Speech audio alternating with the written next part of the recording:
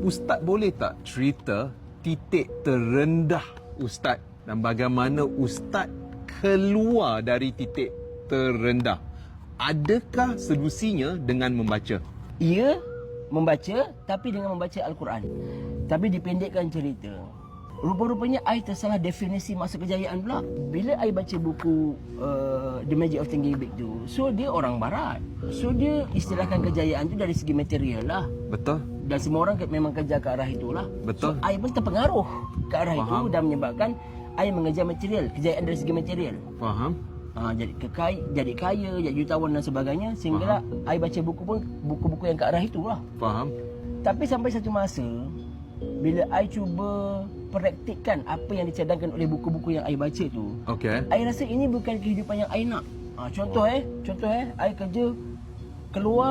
keluar kerja pukul 6.30. Okey.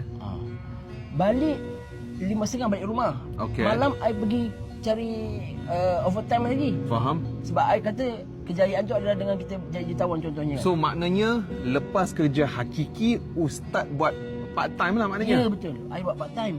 So jadi benda tu berlaku beberapa tahun sehingga anak pertama pun I tinggalkan tau. Itu belum masuk lagi Sabtu Ahad. Sabtu Ahad I memang tak ada kat rumah. Sedangkan I bukan hidup susah pun. Faham. I gaji tak banyak sangat, tapi maksudnya cukup untuk kehidupan I lah. Sebab isteri I cikgu, I pun kerja level eksekutif masa tu. So tak adalah susah, hidup I tak ada susah sangat. Tapi sebab I nak cari lebih dari tu. Wow. Sehingga I sanggup tinggalkan isteri yang sebenarnya dia perlukan perhatian I. Betul. Lagi-lagi anak pertama.